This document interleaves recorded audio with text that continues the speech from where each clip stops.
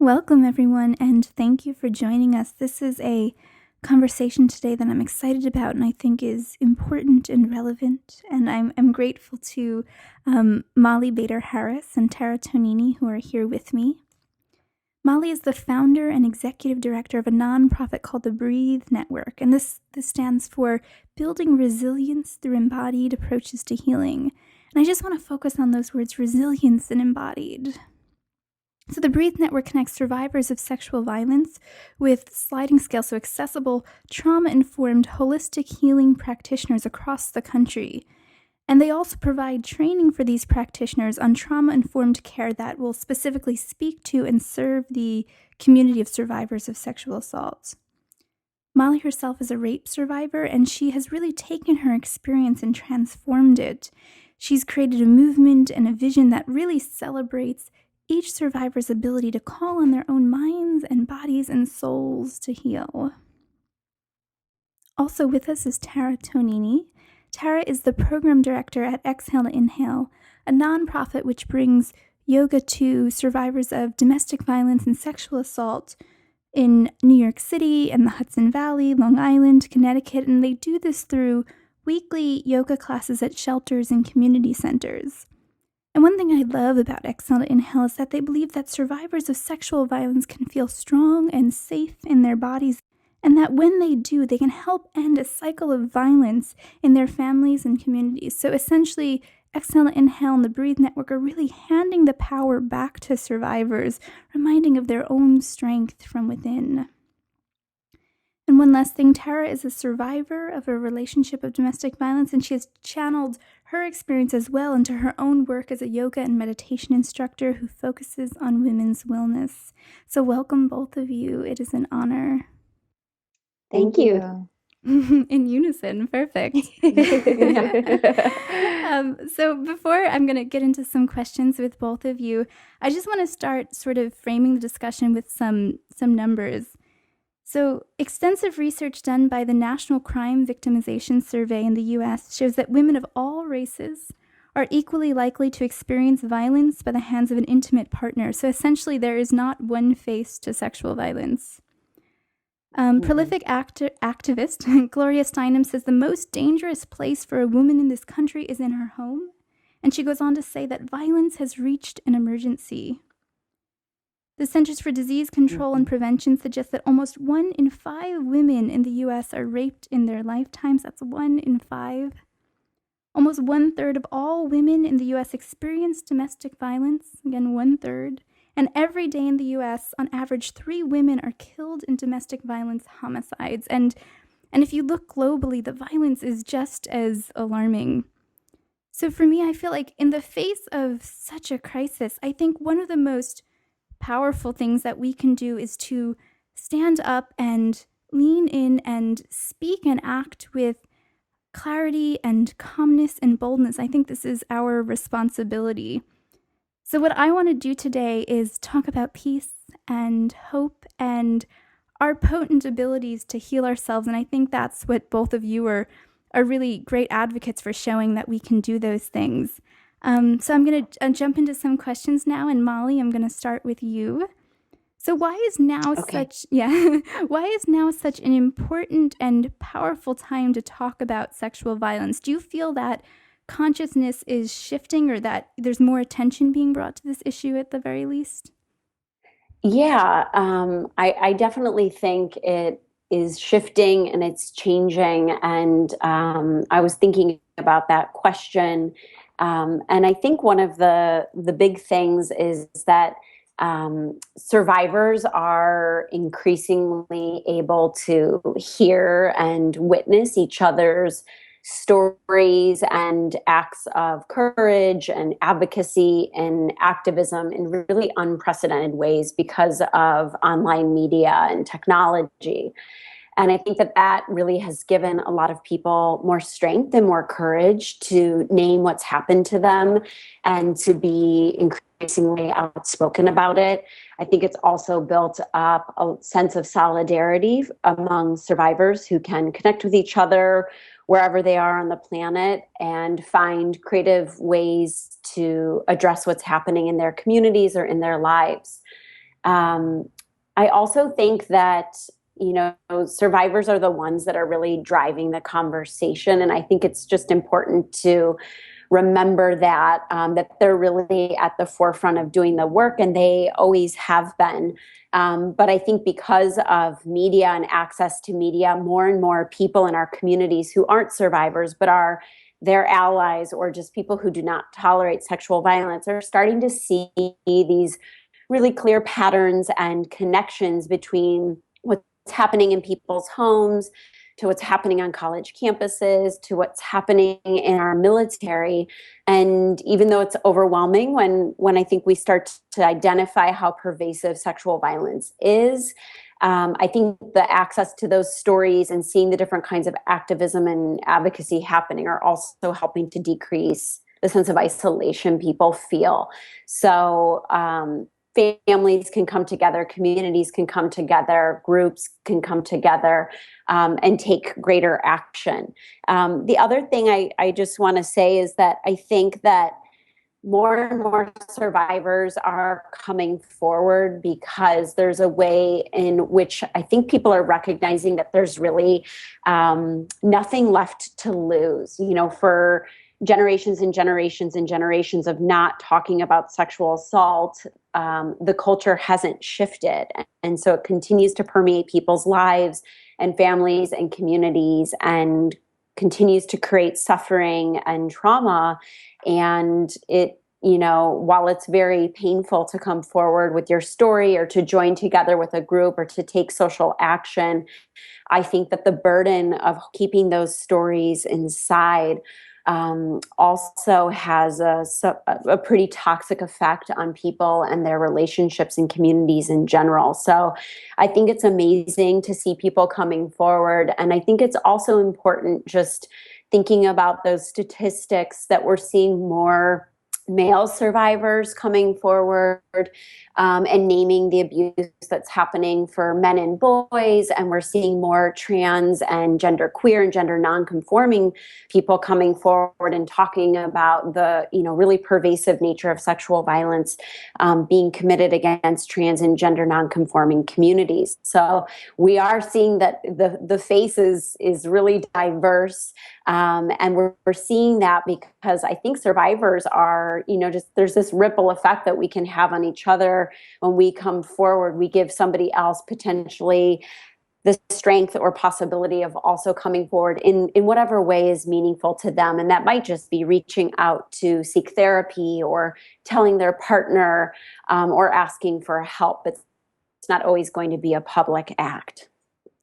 Yeah, I love what you say about the ripple effects. I think it's true. It's the boldness and bravery of survivors to break their silence and join with each other and share their stories. And as someone like myself who's not a survivor of sexual violence, but I've even just been moved by, you know, women like you who are speaking in their power and their honesty and their truth, that encourages me to do the same thing in my own life for other things that I've experienced. So I think it's a beautiful thing that it spreads more peace and love throughout the entire community, you know, all the communities, not just with survivors. So I think that's wonderful.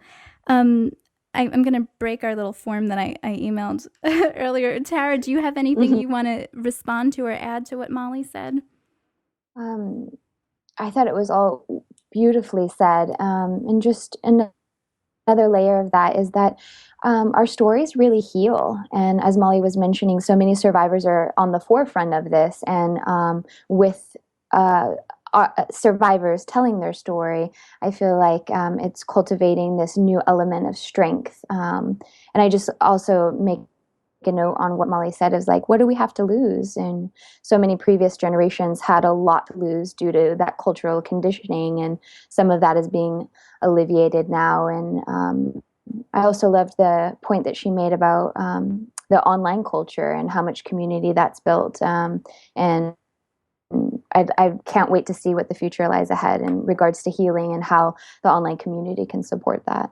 Yeah, and again, I just want to draw attention to that word healing, because I think that's what this is all about. So Tara, I want to bring you in, you know, to talk about something else. We're going to talk about safety.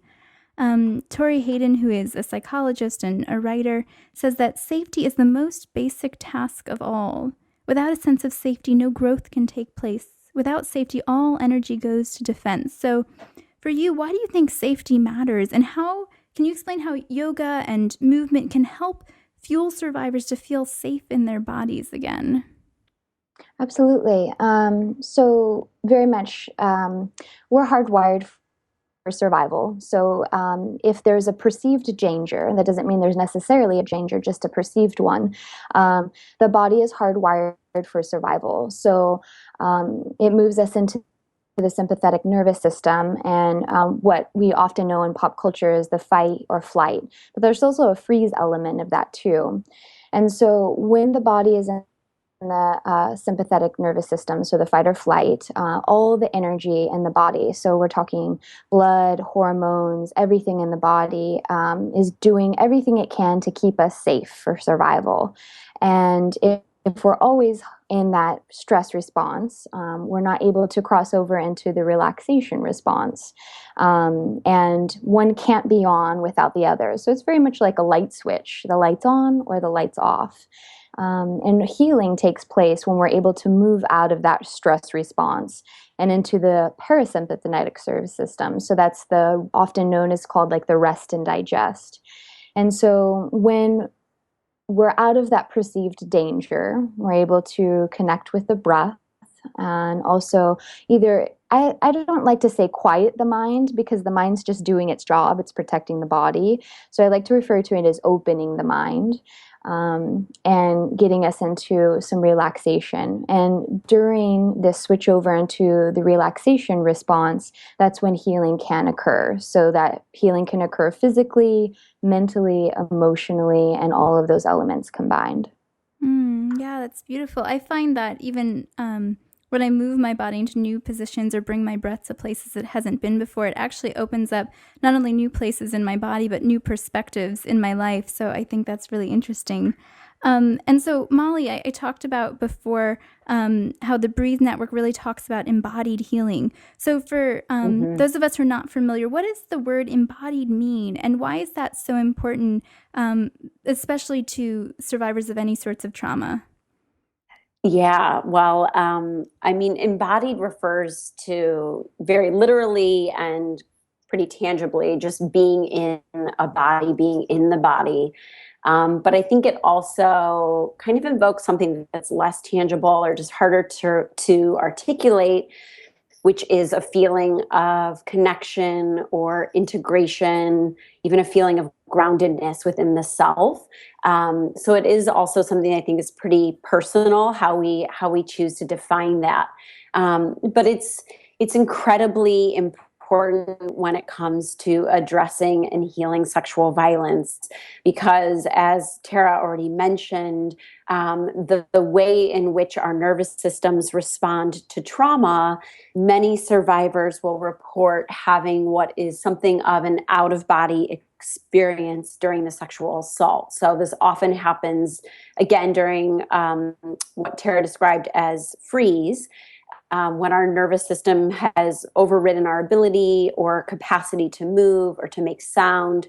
And it's here in that place of absolute stillness and a sense of paralysis that many survivors will report feeling like their soul or some aspect of themselves exited their body.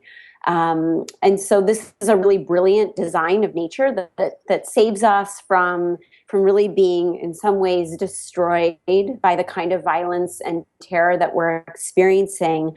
But it can be that reconnecting with the body and coming back into the body again, whether it's just by noticing sensation or really feeling the musculature of our body, can be something that's really triggering, and it can be almost an unsafe place for us to go. So learning how to eventually find pathways back into connecting with the body through things like yoga or meditation or any kind of movement or any practice, really, even psychotherapy, where we can invite the presence of the body, the presence of sensation and breath to come back in, can really resource survivors in learning how to slowly not only identify how the trauma has actually lodged itself within the nervous system, within the tissues of the body, but also find ways to let that move through and move out of us so that we can return to really fully being in our bodies and fully being in our lives. So I think it's really essential. And of course, it looks different for each survivor. And even just learning how to breathe deeply and fully again can be a tremendous, tremendous resource. Again, not only just so the person can return to living in a full way, but we also know that there's a lot of coping mechanisms and grounding techniques that survivors can access through the body, through breath, through mindfulness that can serve them during moments of stress or anxiety.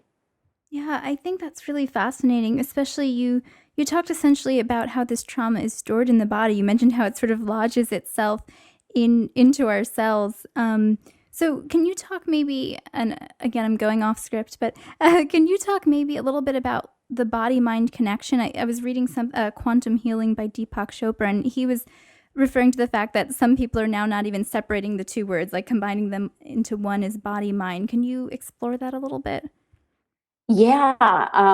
So, I mean, I think it's sort of a Western idea that they're separated. And I think that that's luckily changing. And I think we're starting to see an increasing recognition that what's happening in our mind can have an effect or can manifest in our physical body through pain or discomfort or disease.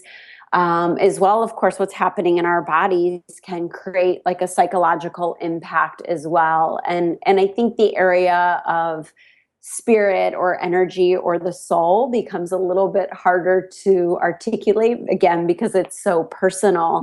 But we are, all of these aspects of ourselves are really interconnected, and we can, what I think is amazing about this kind of increasing recognition of a truth that has been long known in many other cultures, not so much in the United States per se, but what's amazing is it gives people so many different points of access to their own process in a way that will be uniquely comfortable and meaningful and safe for each person. So for me, it might have been that kind of working with my healing process through the body was the ideal entry point because I already had a body-based practice. I was already a yoga practitioner prior to experiencing rape. And so that was really, that was already a resource that I felt comfortable with.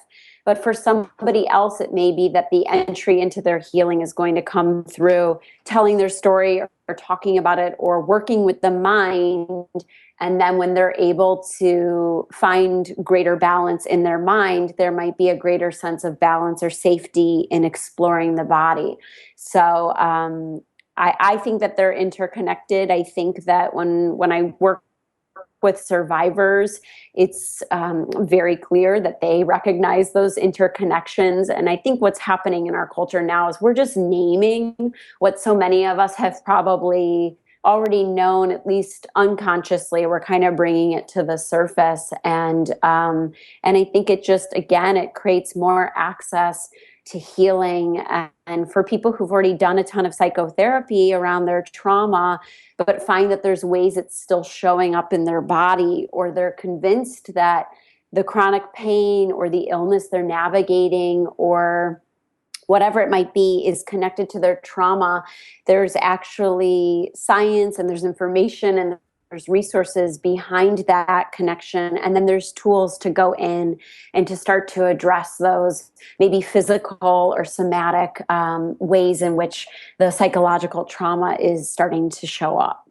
Yeah, Tara, I'm gonna come to you in a second, but Molly, I just have one more, I guess, follow-up question. So you're talking about working with these individuals and bringing what's unconsciously known about the body-mind connection and the trauma being stored there, bringing that to the surface. So when you first, work with someone new, is it, or just I guess your job in general, is it overwhelming for you as now like part of their, as a teacher and almost a healer in some ways for them, to take this on, like, where do you begin with someone who might not be familiar with the connection, at least on more of a conscious level? How do you allow their bodies to gradually teach that to them, or do you guide that in some way with instruction or your voice? I don't know if that makes sense.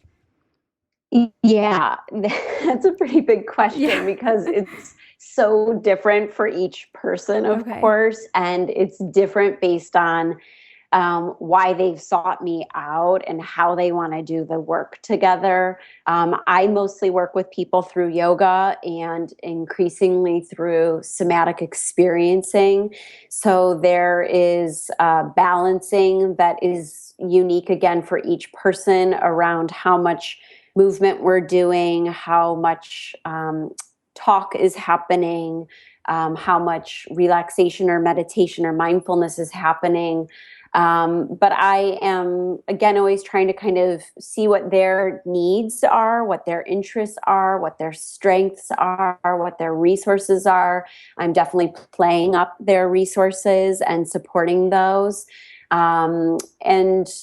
And presenting them with options. So there are some people that come to me that want to do trauma-informed yoga, and they've never told their story, and they want to spend the first few weeks together doing a lot more talk than I might normally do with somebody else who just wants to get on their mat and start moving. And so I'm just sort of assessing what they need, and also being mindful if their comfort is always in talking about it, but they sought me out to start to work with it in the physical body, then kind of gently over time, incrementally beginning to shift the balance from talking towards movement or towards breath or towards meditation. But again, it's a pretty specific and always changing recipe that is tailored for whoever it is that I'm with. Yeah, I think that's beautiful. For me, it feels like it has to be a very intuitive approach where I'm assuming you have to be very present and listening to them and on a unique, like whether it's they're saying things, their voice, you're just listening to almost their spirit for why they came to you. But yeah, I'm going to move to Tara now. And so I've been thinking a lot about healing in my own life and have been reading upon it. And so I was reading a book recently about the stages of healing. And the author, Donald Epstein, talks about how our wounds can be sacred because in them is our power to transform. So sometimes I find that through our wounds, it shapes our purpose and allows us to really live from deeper parts of ourselves or discover those deeper parts. So, Tara, if you could finish the sentence for me. My wounds are sacred because... They've... I would say that they've given me a gift of compassion. And also an opportunity for post-traumatic growth. Like in our culture, we hear a lot about PTSD, especially with war veterans and whatnot. And we hear a lot about the disorder and not so much about the growth that is possible in certain situations from a traumatic experience. Yeah, I'm so glad you pointed that out because I did want this conversation to be one about the potential. And so, like you said, rather than pointing out the disorder, that it's an opportunity for growth. And just to go off of that a little bit more, so I had briefly discussed exhale to inhale in the beginning. From your perspective, obviously someone who's intimately involved, can you describe a little bit more of the work that ETI does? Absolutely. Thank you for asking. So what we do as an organization, so Excel to Inhale is an official nonprofit 501(c), and our mission is to bring trauma-informed yoga classes to domestic violence and sexual assault survivors. So at the moment, we're training existing yoga teachers with a trauma toolbox to be able to go out into domestic violence shelters and rape crisis centers to be able to safely facilitate a small group yoga class. So safety is always number one priority for us. We use a lot of invitational language so that the women who are participating in the class can choose what to do with their bodies at all time. And through practicing this choice making, sometimes it's able to build some empowerment through the choice making. And yeah, so that's kind of where we're at the moment. It's being really well received in the community, and we're trying to marry it together with existing resources that are already in the shelter system. So, for example, a lot of the clients have told us that they're tired of talk therapy, but it's required for them to go to be able to stay within the shelter system. And so what we've done is paired the yoga classes directly after or directly before group talk therapy. One client actually disclosed some information about how she felt like in group therapy, she was vomiting her story out and her esophagus was burning. And in the yoga class, she could just experience safety in her body. And that for me was mind blowing. And I could feel how the two elements put together, not that one is good or one is bad or they're equally both amazing healing modalities, but giving people the opportunity to experience something they wouldn't traditionally have the exposure to has been really powerful for us. And I just have another question as I listen to you speak. You have such a gentle, and I mean this in the best way, voice, and it's like your spirit comes through in that. When you were even younger, were you drawn to like the healing arts, or is this something you sort of discovered later through your own experience? It definitely found me. It hit me over the head with a cosmic 2x4. I wanted nothing to do with it. No, when I was younger, I grew up in the country, so very intuitive, spiritual kid. But I was the only child and out in the middle of the wilderness with nothing around me but my imagination. And I used to pretend that I was a fortune teller. I was either a fortune teller or Martha Stewart. Both, I think, are the awesome things to be, right? Yes. But no, I ended up in a very abusive, intimate relationship. And through the process of healing for that, my domestic violence counselor in the shelter system, she was like, girl, you need to try some yoga. And I wanted peace like there was no tomorrow. So I did anything she told me to do. And that's how yoga found me. Interesting. Wow. And Molly, I'm going to ask you, I guess, a similar question. So again, I talked a little bit about the Breathe Network, and you've been talking about your embodied approaches to healing, but can you tell me a little bit more about it, either the inspiration that started it or some of the work that you do, however you want to answer that question? Yeah. I was inspired to start it because after I was raped, I found that the majority of what was helping me to heal was all these alternative methods of healing. So I was doing a lot of yoga and acupuncture and art therapy and massage and other forms of body work. And also was recognizing that many of my peers who I was meeting through my survivor activist community weren't engaging in those processes, often because they didn't have the financial resources to engage in those healing arts, or because they didn't have a lot of information about them and there was a lot of mystery, as well as possibly a historical lack of safety in those settings. So the idea for the Breathe Network was to create a national network of holistic healing arts practitioners that would be committed to offering healing on a sliding scale to increase access for more survivors, but that would also be trained as trauma-informed practitioners so that they could be more accessible to survivors of sexual violence who may be coming with a lot of fears and concerns, and also requirements for flexibility and modifications in the treatment plan or whatever the practice is in order to feel safe and grounded and in control. So that's what we've developed. I also was really committed to ensuring a really wide range of healing arts, because I know that what served me doesn't necessarily serve the next survivor. And vice versa. So we have over 30 different healing arts modalities that we offer. And we have about 75 practitioners right now across the United States and a couple in Canada.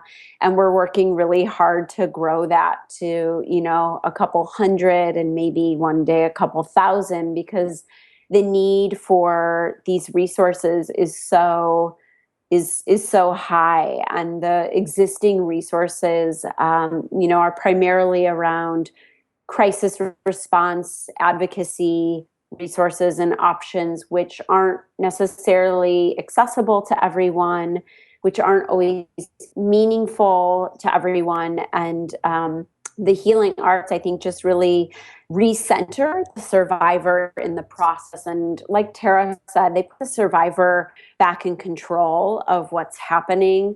And the outcomes aren't tethered to any external systems or groups of people or institutions. They're really about that survivor's relationship with the healing arts practitioner, and then really ultimately their ability to tap their own innate healing capacity through the engagement with the healing arts. Yeah, absolutely. I think that's so key. Recognizing like the magical powers that we have within. And so I think maybe you're trying to say like it's a longer term approach rather than just the immediate crisis response that you're providing these people with. Yeah. Yes.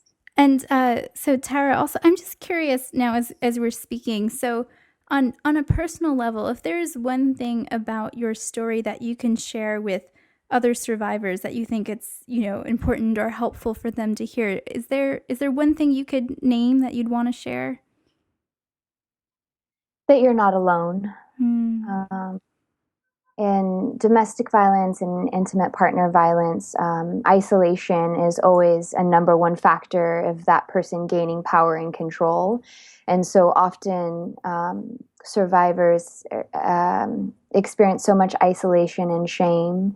And in my particular situation, I lost my friends. I was very disconnected from my family, and was led to believe that there was nothing other than this.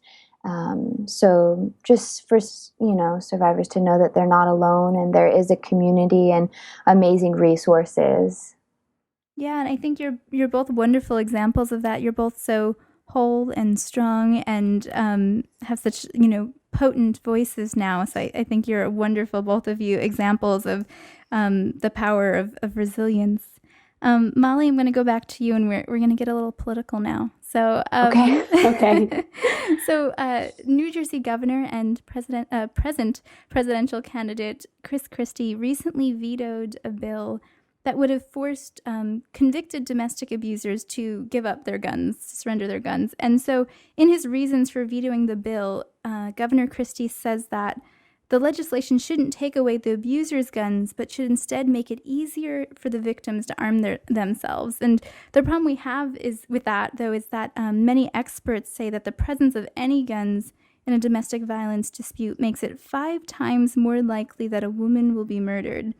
So when you, Molly, go about this work through the Breathe Network and on your own, do you feel like it must necessarily become political? Do we have to, in order to heal the problems of abuse and violence and dishonor that we're experiencing in this world, do we have to get the political world involved as well? I don't mean that in a bad way, like, oh, do we have to get involved with politics? I'm just curious if they sort of align at all. Yes, they definitely align.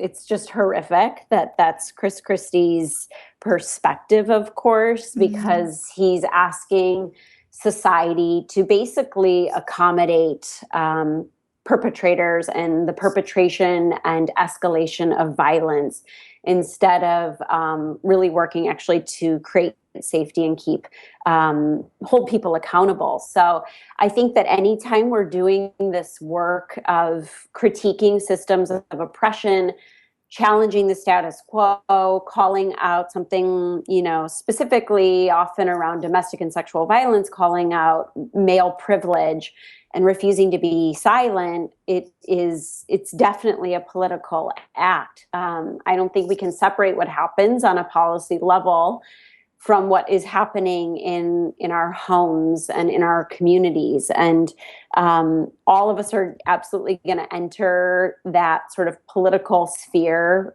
in different ways. Some people will be going to Washington, D.C., or going to their state capitals and working on legislation and developing policy, whereas others are working for maybe more community-oriented or grassroots social change and advocacy. But we're all critiquing a paradigm and a history of violence. When we're calling out sexual and domestic violence, we're questioning a whole hierarchy of gender that has existed for hundreds of years in this country.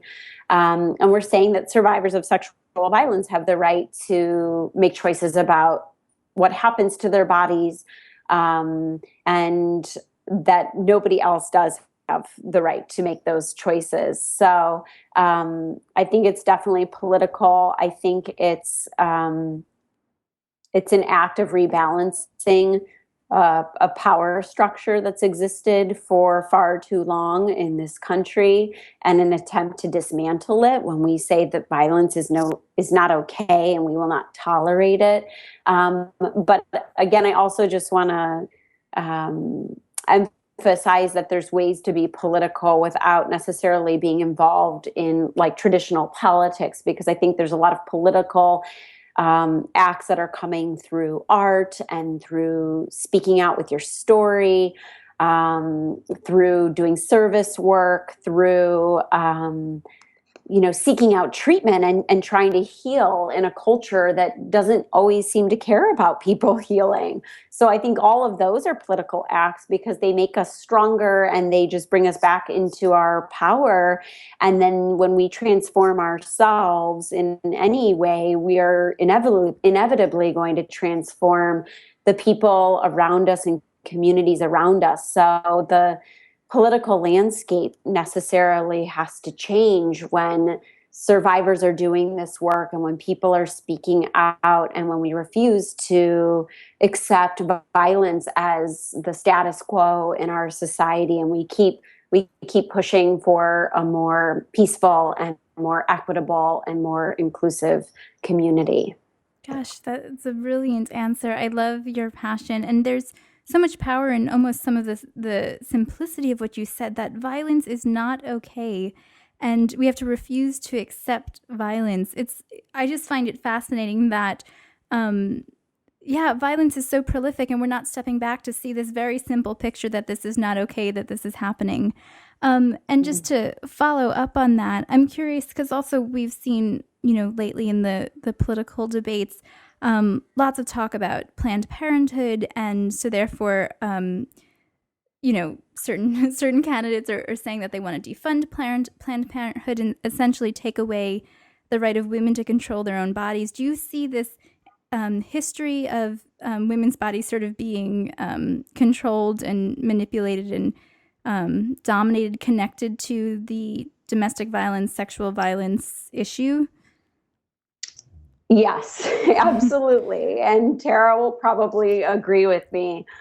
They're both forms of violence. So not having the right to make choices about your health and your livelihood and the future and what happens in and to your body is an act of violence. It's a different kind of violence, but there is a very unique form of violence that we don't name enough of having those choices around your body. The only thing you'll ever truly own, the only thing that's actually yours in this life, having it be controlled by people that you will never meet, people that you don't know, people that don't know your story. It's incredibly disempowering, and it's incredibly silencing of people's right to determine their own pathway forward. And I think the barriers to accessing reproductive health care and health care in general that are being people are trying to put into place is just another way in which we see our legislators enacting violence on women, and specifically it's most impacting to women of color and poor women who may not be able to have the resources, whether it's financial or geographic, to access other forms of health care.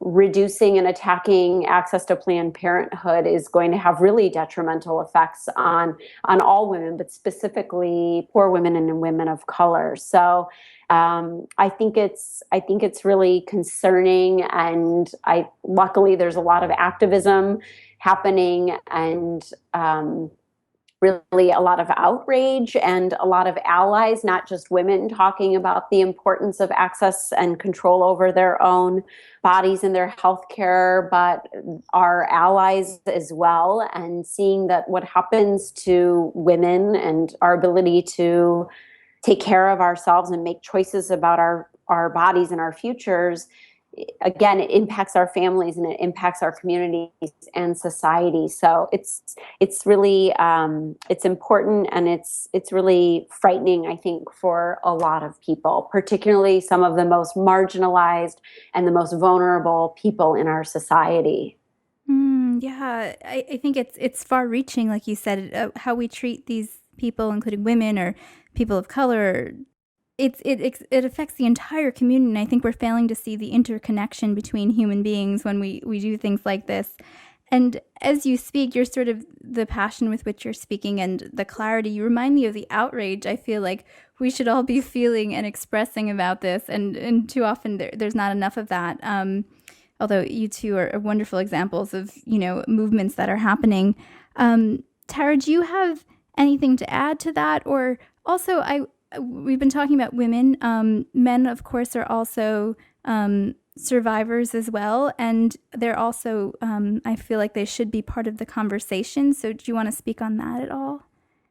Absolutely. So, in my personal opinion, the violence against women isn't a women's issue, it's a human issue. Yes. And so I live in New York City in Harlem, and there's an organization that Exhale to Inhale works closely with called Connect. And what I think that they're doing so beautifully is they're doing a lot of programming for men and having this conscious communication and education around defining exactly what violence against women is, and demystifying the idea that it's a women's issue, and bringing it more to just a human level issue, and this like another conversation that we need to have culturally. So that's kind of where I stand with it right now. And just what Molly was speaking above earlier about, this is just another element of power and control over women's bodies. And yeah. Yeah, can you give us an example of, or a few examples of what violence against women might be? Because I think we're under the impression that it just, or some of us, that it's just like, someone beating up someone else, but there are other ways that it manifests. Can you explain some of those? Or Yeah, so one thing that I like to often discuss is that violence doesn't take place of just physical contact. So it could be a lack of resources, financial, verbal, physical, obviously. So that's currently how I'm looking at it. Yeah, thank you. And Molly, do you have anything to add to that? I think it's really important that she named that it's not just the physical, and it's often many other forms. And I think that I think we've sort of underestimated or devalued the impact of things like verbal harassment and sexual harassment and coercion and coercive behaviors. And then, of course, just because we were earlier talking about Planned Parenthood, the being forced reproduction is a horrific form of violence. And I often think about the trauma, what the trauma would be of being forced to go through, take a pregnancy to term and being forced to go through birth, when everything in you and everything about you knew that that wasn't something that you wanted to do. And then the trauma that that creates, not only for the pregnant person, but the trauma for the child that will be born.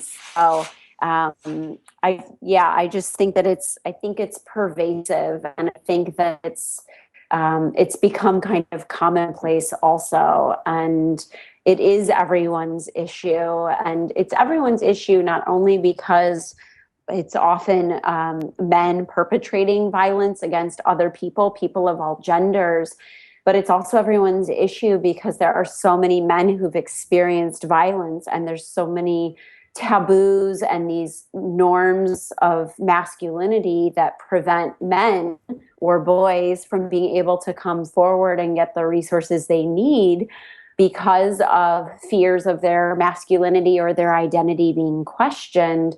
So then we have all of these men carrying around these stories of trauma and abuse, and who knows what they do with it when it's not healed. And again, just to also highlight that trans people and gender nonconforming or gender queer or non-binary people are at really the highest risk of violence in our society, because our society is so hostile towards people that don't fall within that sort of gender binary. So there's a whole community whose needs our movement, not only our anti-violence movement, but even our healing arts movement, has yet to fully understand and integrate and accommodate and address. So there's a lot of work to do. Yeah, it's both overwhelming and on the other hand, like exhilarating, because I believe it's possible and it's necessary. But I love that you say it's everyone's issue.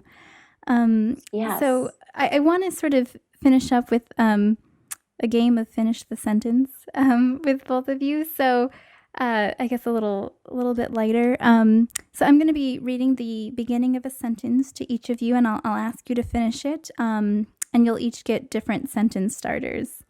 So Tara, I'm going to start with you. Finish the sentence. I find strength in my breath. Beautiful. Molly, one compassionate leader who inspires me is? My yoga instructor. She's not very well known, but she is a leader for me and the most compassionate person I've met. And what, when I talk about leader, what does leader mean to you? Leader means someone who is willing to show up and be vulnerable, and I think it's actually a willingness to be really vulnerable about the work that you're doing, and to I would just say vulnerability in the work that you're doing. I love that. Tara, finish the sentence. My body is? My life force. Yes. Molly, I believe healing is our birthright. Yes. And finally, gosh, I could do like a whole interview of these. These are beautiful answers. And finally, Tara, I wish that everyone finds peace. Yes, so much better in peace. So before I finish this up here, I'm going to ask each of you separately. So I guess I'll start with Molly now.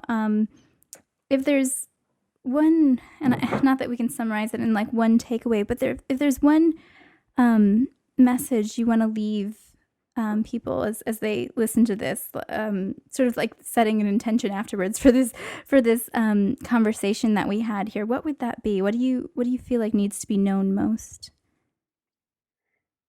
I think what needs to be known is that survivors and really all people really trust their own timeline for healing, whatever it is that they may be healing from, whether it's sexual assault or other big loss or grief, that the process is nonlinear, that the breakdowns that we may have as we're going through our life can also be, gateways to incredible breakthroughs, and to trust that we have the resources every time symptoms or memories or even self-doubt comes up, to remember that we have those resources within to face fully whatever is showing up, and to heal that next layer, and just keep moving forward with that healing process. Yes, I love that you say that it's nonlinear, and to emphasize that point of trust. I think we all know that when we get a cut, we assume it will heal itself because we've been taught that that's what our bodies can do, but we often aren't taught that our bodies can heal so many other things that are much deeper than that. And so that's why I love your answer. And Tara, do you have anything last thing that you want to share that you think should be known? Yeah, just to add on to what you were saying about, in our culture, I feel like when something's hurt or broken, we rely on other people to fix us. So, for example, if we got that cut, we would rely on the doctor to fix that cut. And it can be nice for people to just take a little bit of a step back from that and start to understand that the body does have the ability to heal, and that we do have the tools to be able to make choices for ourselves and really empower ourselves through education and in different avenues to make decisions and not rely on others to make those health decisions for us. Yeah, that's so important. I'm so glad you pointed that out. So yeah, I want to thank both of you for your time and energy tonight, but I think more importantly, just I guess for who you are, for your bravery and your strength and your compassion. And to everyone listening, I just want to share a little bit about where you can learn more about these beautiful women and their organizations. So to learn more about the Breathe Network, visit thebreathenetwork.org. That's Breathe, BREATHE. Or you can explore Molly's work, mollyboederharris.com. And I'll have the links below the podcast so people can find them. And you can also send love to Exhale to Inhale at exhaletoinhale.org. And that's 2TO in the middle, exhale2TO, inhale.org. Or you can visit Tara at taratonini.com. And again, all these links will be posted. And yeah, I just invite anyone who's listening to join the conversation with any of us, to send us, at least I should speak for myself, send emails. We love that sort of love, or join us on Twitter, anything like that. Because I think it's important that we start something together and continue this. But yeah, Tara and Molly, I just thank you so much for joining me and just being potent voices in this conversation. Thank you very much. Thank you so much. You're welcome.